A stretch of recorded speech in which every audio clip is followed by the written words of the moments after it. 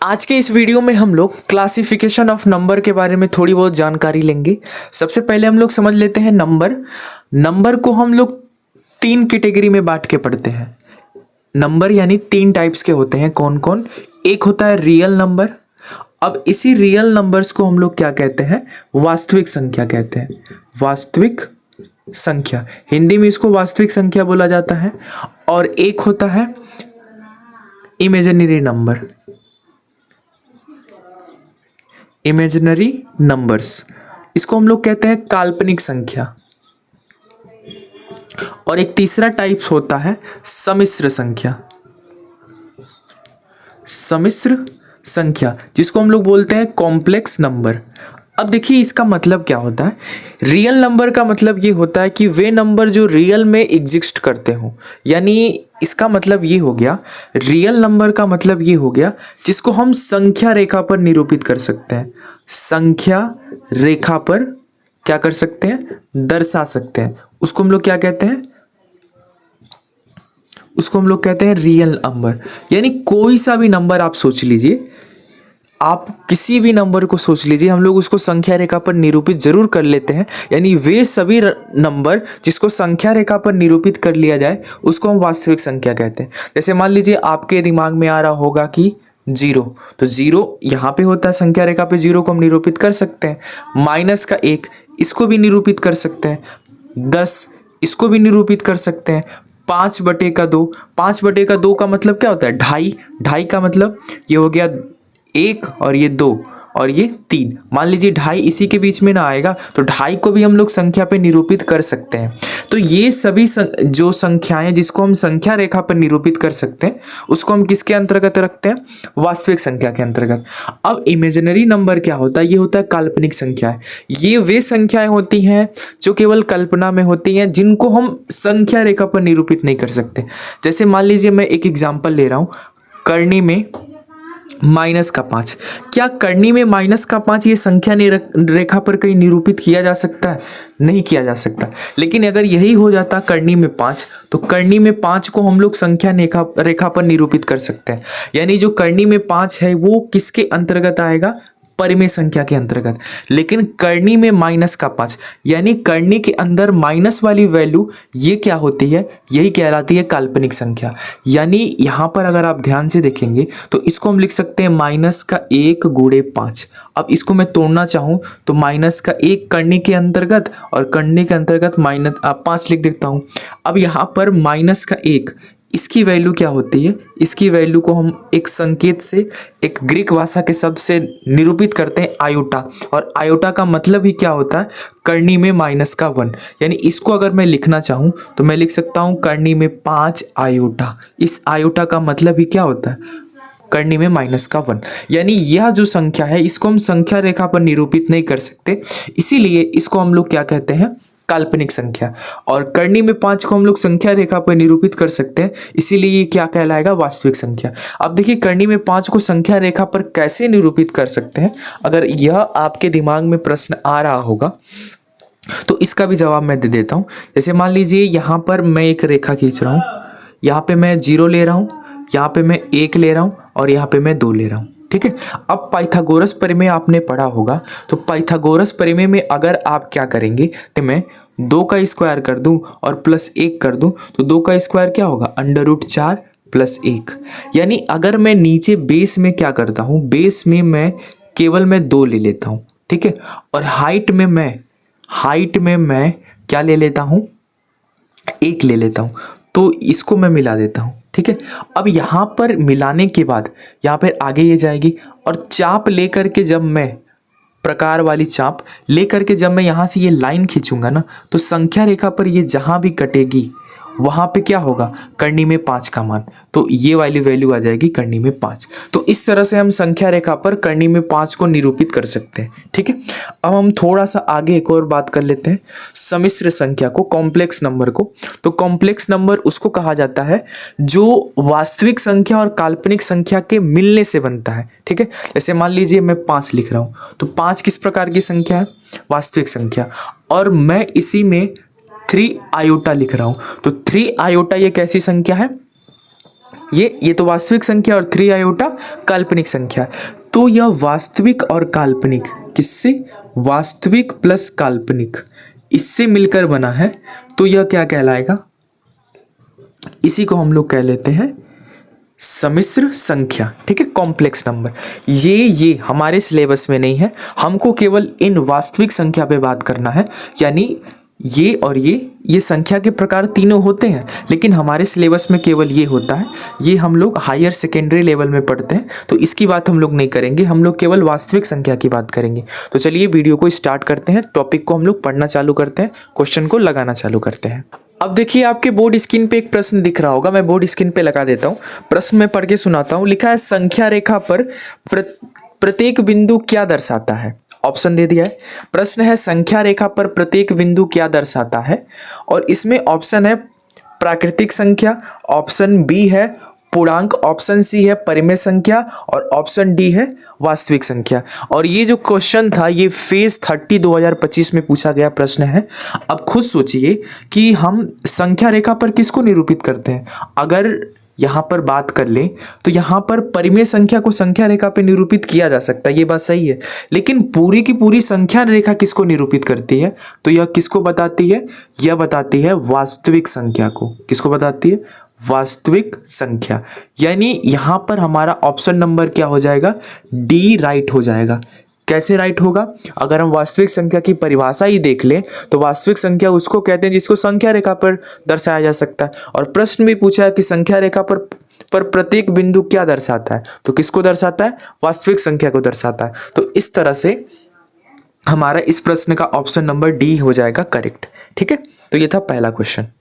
अब हम लोग रियल नंबर को बांट के पढ़ लेते हैं, वास्तविक संख्या को बांट के, क्योंकि वास्तविक संख्या भी कई संख्याओं का मिश्रण होता है। यानी वास्तविक संख्याओं के अंतर्गत भी छोटी छोटी संख्याएं आते हैं, इनको पढ़ना बहुत ज़रूरी होता है, क्योंकि एग्जाम में यहाँ से भी प्रश्न बनते हैं। जैसे कि अगर हम बात कर रहे हैं रियल नंबर की, तो रियल नंबर को सबसे पहले हम लोग दो कैटेगरी में बांट के पढ़ सकते हैं। एक को मान लीजिए हम लोग बोल रहे हैं इंटीजर, और एक को हम लोग बोल रहे हैं इंटीजर बोल रहे हैं, और एक को हम मान लीजिए डेसिमल बोल रहे हैं। डेसिमल वाली संख्या और एक इंटीजर वाली संख्या, यानी दशमलव की संख्या और पूर्णांक। अब यहाँ पे देखिए पूर्णांक है ना, पूर्णांक किसको कहते हैं? पूर्णांक का मतलब होता है पूरा अंक। यानी यहाँ पे अगर हम बात कर लें पूर्णांक क्या होता है, माइनस में भी हो सकता है, माइनस इन्फिनिटी, यहाँ पर 0 से -1 -2 ऐसे dash dash dash minus infinity तक, और यहाँ पे प्लस का 1 प्लस का 2 प्लस का 3 डैश डैश डैश प्लस का इन्फिनिटी तक। तो ये सभी संख्याएं देखेंगे तो ये पूर्ण संख्या पूर्णांक संख्याएं होती है। पूर्णांक मतलब एक अपने आप में पूर्ण संख्या यानी पूर्णांक है। ठीक है, 2 ये भी पूर्णांक है, 3 ये भी पूर्णांक है। यानी पूर्णांक का मतलब होता है जो अपने आप में पूर्ण हो। ठीक है, तो उसको हम कहते हैं पूर्णांक। अब देखिए यहाँ पर पूर्णांक में ध्यान रखिएगा, हम पूर्णांक में कभी फ्रैक्शन वाली संख्या को नहीं रखते। ठीक है, पूर्णांक में हम लोग फ्रैक्शन वाली संख्या को नहीं रखते हैं, बल्कि पूर्णांक में हम लोग बिना फ्रैक्शन वाली संख्या को रखते हैं, जिसका क्या कहते हैं डिनोमिनेटर, जो नीचे का हर होता है वो 1 हो, तो ऐसे संख्या को हम इंटीजर के अंतर्गत रखते हैं। अब इस इंटीजर को भी बांटना चाहे तो हम 2 पार्ट में और बांट सकते हैं। कौन कौन से पार्ट में? एक को हम लोग प्लस वाली संख्या जिसको हम धनात्मक संख्या कहते हैं, और एक को हम लोग माइनस वाली संख्या जिसको हम लोग ऋणात्मक संख्या कहते हैं, और एक को हम जीरो। अब ध्यान रखिएगा जीरो के बारे में, जीरो जो होता है ना पॉजिटिव और नेगेटिव ये दोनों नहीं होता। यानी जीरो जो होता है न्यूट्रल संख्या होता है, ना पॉजिटिव होता है ना नेगेटिव होता है। अब प्लस वाली संख्या हम ले लेते हैं, प्लस का 1 प्लस का 2 प्लस का 3 प्लस का 4 ऐसे प्लस प्लस इन्फिनिटी तक, तो ये प्लस वाली संख्याएं होंगी। माइनस वाली संख्या माइनस का 1 माइनस का 2 माइनस का 3 माइनस का 4 डैश डैश डैश माइनस का इन्फिनिटी तक। तो पूर्णांक को हम लोग 3 कैटेगरी में बांट सकते हैं। एक को हम बोलते हैं धनात्मक संख्या, एक को बोलते हैं ऋणात्मक संख्या, और एक को हम लोग बोल सकते हैं शून्य। शून्य का मतलब ना कि धनात्मक ना ही ऋणात्मक, यानी ये न्यूट्रल होता है। और एक और चीज ध्यान रखिएगा, पूर्णांक में हम लोग बटा वाली संख्या नहीं लेते हैं। क्यों? क्योंकि पूर्णांक का मतलब ही होता है कि बटे में 1 होना चाहिए। ठीक है, तो ये संख्याएं होगी। अब देखिए ये सब के सब किसके पार्ट है? वास्तविक संख्या के पार्ट है। अब ये वास्तविक संख्या का एक जो पार्ट होता है वो होता है डेसिमल। क्या होता है, डेसिमल। अब डेसिमल वाले को हम क्या कहते हैं, डेसिमल वाले को भी हम दो तरह से बांट सकते हैं। एक को हम बोलते हैं टर्मिनेटिंग और एक को हम बोल सकते हैं नॉन टर्मिनेटिंग। एक को हम लोग शांत दशमलव की प्रकृति का और एक को हम लोग बोल सकते हैं अशांत दशमलव की प्रकृति का। अशांत, शांत दशमलव प्रकृति का मतलब क्या होता है, जैसे मान लीजिए किसी संख्या से आप किसी दूसरे संख्या में भाग दे रहे हैं और दशमलव के कुछ अंक के बाद जाकर के वो भाग पूर्णतः कट जाए, तो उसको हम बोलते हैं शांत दशमलव की प्रकृति। जैसे कि 3.45, 3.64, 0.564, कुछ भी ले लीजिए, दशमलव के बाद 2-3 अंक के बाद जाकर के रुक जाए, यानी उसकी प्रकृति दशमलव के बाद जाकर के शांत होने की हो, तो उसको हम लोग शांत दशमलव कहते हैं। और अशांत दशमलव का मतलब क्या होता है, ऐसे दशमलव की प्रकृति जैसे मान लीजिए 3.5, 6, यहाँ पे 6 बार बार रिपीट हो रहा है, 0.77777, ये बार बार रिपीट हो रहा है, ठीक है। ऐसे भी ले सकते हैं 0.354365 कुछ भी बार बार रिपीट हो रहा है, तो ये जो है वो अशांत दशमलव है और ये जो है वो शांत दशमलव है। और ध्यान रखेंगे यहाँ पर ये दोनों के दोनों किसके पार्ट होते हैं, रियल नंबर के पार्ट होते हैं, ठीक है। अब यहाँ पर थोड़ा सा हम और भी आगे बात कर लें, पहले इसको यहाँ पे देख लीजिए, इसको इरेज करना है, हम लोग इरेज कर लेंगे पहले। अब आगे हम थोड़ा सा डेसिमल वाली संख्या पे बात कर लेते हैं, दशमलव वाली संख्या। तो डेसिमल वाली संख्या को हमने दो तरह से बांटा था। एक को हमने क्या लिया था, शांत दशमलव, जिसको हम कहते हैं टर्मिनेटिंग डेसिमल, और एक को नॉन टर्मिनेटिंग यानी अशांत दशमलव, ठीक है। अब यहाँ पे शांत वाला तो कोई दिक्कत नहीं है, दशमलव के बाद कुछ अंक जा करके रुक जाता है, उसको हम लोग शांत दशमलव कहते हैं। लेकिन अशांत दशमलव भी दो तरह से बटा होता है, दो पार्ट में बटा होता है। मान लीजिए दशमलव के बाद कोई सेम संख्या बार बार रिपीट हो रहा है या फिर एक पैटर्न में बार बार रिपीट हो रहा है। जैसे मान लीजिए हम ले रहे हैं 5.66666, तो यहाँ देखिए एक पैटर्न बन रहा है, 6 बार बार रिपीट हो रहा है, 6 ऐसे ले लें 5.636363 ऐसे, तो यहाँ भी पैटर्न बन रहा है 6 3 ऐसे बार बार रिपीट हो रहा है। तो यह जो संख्याएं होती हैं इनको हम बोलते हैं रेकरिंग की संख्या, रेकरिंग नंबर, ठीक है। दशमलव का ही अब पार्ट होता है, रेकरिंग नंबर कहलाता है। अब इसको एक और नाम से हम जानते हैं, रेकरिंग नंबर का मतलब ये होता है ये टर्मिनेटिंग है पर रिपीटिंग है, टर्मिनेट हो रहा है, सॉरी नॉन टर्मिनेटिंग है फिर रिपीटिंग है। मतलब ये है कि ये संख्या नॉन टर्मिनेट हो रहा है, यानी दशमलव के बाद रुक नहीं रहा है, लेकिन जो है रिपीटिंग है, एक ही संख्या बार बार रिपीट हो रहा है, तो इसको हम लोग बोलते हैं नॉन टर्मिनेटिंग बट रिपीटिंग या रेकरिंग डेसिमल, ठीक है। तो ध्यान रखिएगा, पुनरावृत्ति दशमलव प्रसार बोलते हैं। लेकिन यह जो संख्या होगी, एक और संख्या हम ले रहे हैं 0.345635 ऐसे। अब यहाँ पे इसको देखिए, एक और ले रहे हैं 0.35564364, इसको ले रहे हैं। अब यहाँ पर ये भी देखिए, ये भी जो है यह क्या कर रहा है, नॉन टर्मिनेटिंग है, यानी दशमलव के बाद रुक नहीं रहा है, लेकिन यहाँ पर कोई पैटर्न भी नहीं बना रहा है। यहाँ पे देखेंगे तो 6 3 ये पैटर्न था, 6 यह पैटर्न था, लेकिन इसमें 3 5 6 4 3 6 4 रिपीटिंग हो रहा है, लेकिन कौन सा अंक रिपीट हो रहा है ये हमको नहीं पता। यानी यहाँ पर ये टर्मिनेट ना होने वाली संख्या है, लेकिन आगे जाकर के ये रिपीटिंग भी नहीं हो रहा है, इसीलिए इसको हम बोलते हैं non terminating non repeating decimal. और ये क्या होता है, नॉन टर्मिनेटिंग बट रिपीटिंग या रेकरिंग डेसिमल। तो डेसिमल के अशांत वाले पार्ट को, नॉन टर्मिनेटिंग वाले पार्ट को भी हम 2 पार्ट में डिवाइड कर सकते हैं, एक नॉन रिपीटिंग और एक रिपीटिंग। और ये तो पहले से ही था टर्मिनेटिंग डेसिमल, तो इस तरह से डेसिमल को भी हम 2 पार्ट में और अशांत वाले को 2 पार्ट में डिवाइड कर सकते हैं, ठीक है। तो इसके आगे जितने भी प्रॉपर्टी है हम आगे बात करेंगे। और एक और चीज़ ध्यान रखिएगा, ये जो संख्याएं हो रही हैं इसी को हम लोग क्या कहते हैं, अपरिमेय, एक मिनट, जिसको कहते हैं अपरिमेय संख्या। और ये जो दोनों संख्या है, शांत दशमलव और ये जो अशांत है परंतु रेकरिंग डेसिमल है, इसको हम लोग क्या कहते हैं, परिमेय संख्या। तो यहीं से बनता है परिमेय और अपरिमेय। अभी हम आगे बात कर रहे हैं परिमेय और अपरिमेय, इसको इरेज कर लेते हैं पहले। अब हम लोग रियल नंबर के दो और कैटेगरी देख लेते हैं। एक को हम लोग बोलते हैं रेशनल नंबर, रेशनल नंबर, ठीक है, रेशनल नंबर्स, और एक को हम बोलते हैं इरेशनल नंबर, ठीक है, इरेशनल नंबर।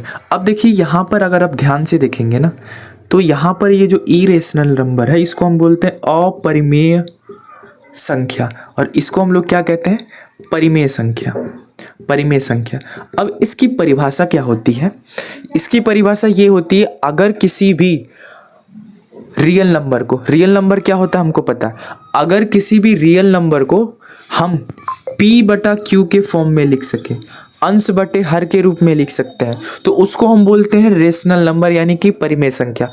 एक और चीज ध्यान रखिएगा, यहाँ पर दो शर्त बहुत जरूरी है। पहला शर्त ये है कि यहाँ पर जो नीचे ये लिखा है हर में, ये कभी भी जीरो के बराबर नहीं हो सकता, यानी अगर नीचे हमको जीरो दिख गया तो उसको हम लोग रेशनल नंबर यानी कि परिमेय संख्या नहीं बोलेंगे।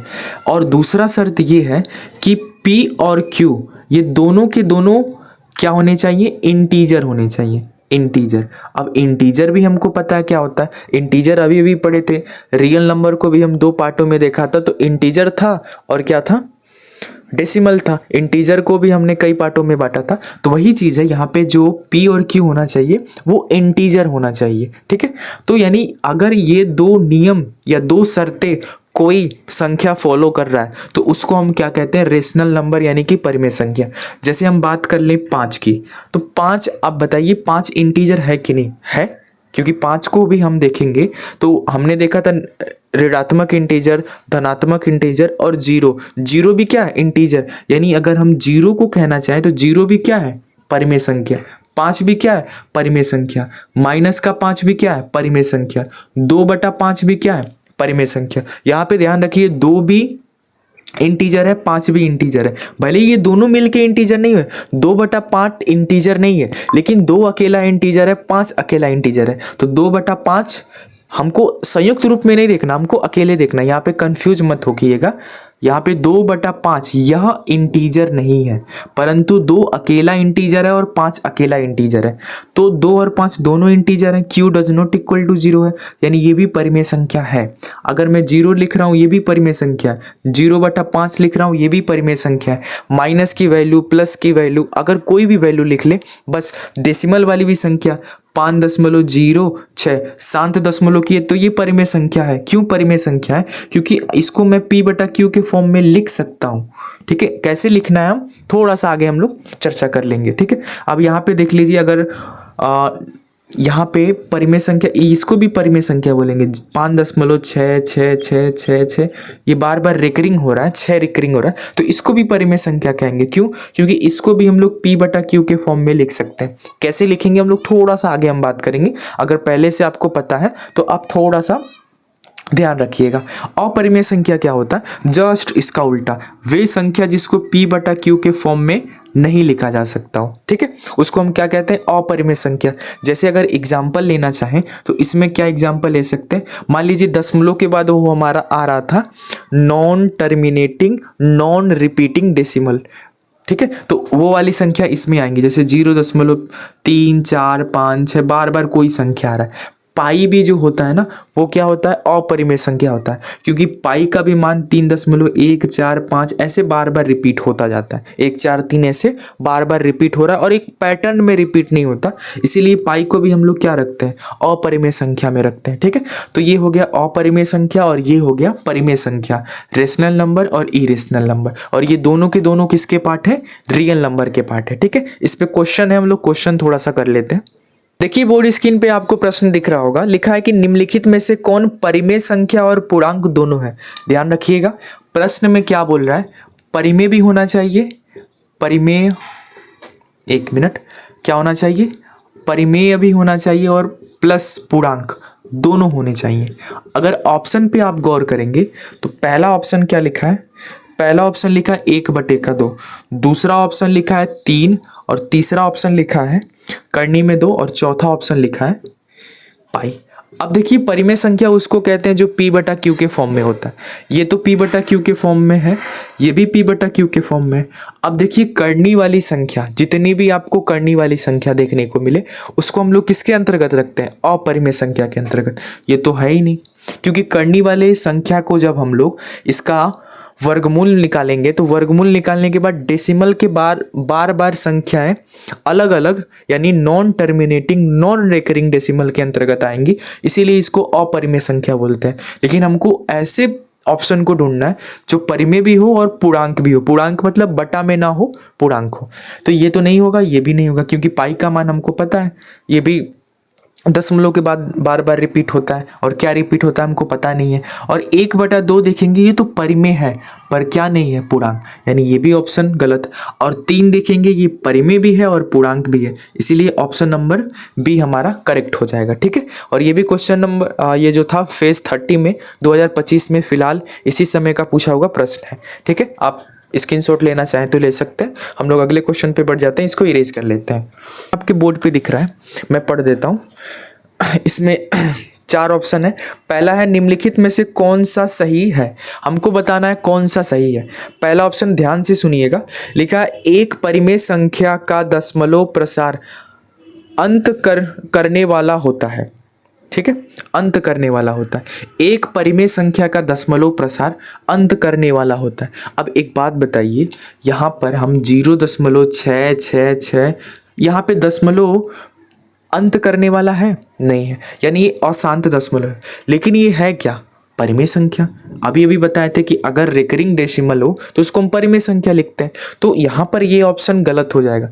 ये केवल आधा अधूरा बात बोला है कि यह दशमलव अगर शांत हो रहा है, बार बार रिपीट नहीं हो रहा है, तो उसको हम परिमेय संख्या बोलेंगे। हाँ बोलेंगे, लेकिन जो नहीं रिपीट हो रहा है और बार बार एक ही संख्या रिपीट हो रहा है या एक पैटर्न रिपीट हो रहा है, उसको भी हम लोग परिमेय संख्या बोलेंगे। यानी ऑप्शन नंबर ए हमारा क्या होगा? गलत होगा। हमको सही ढूंढना है। तो देखिए ऑप्शन नंबर ए गलत क्यों है, ध्यान देखिएगा।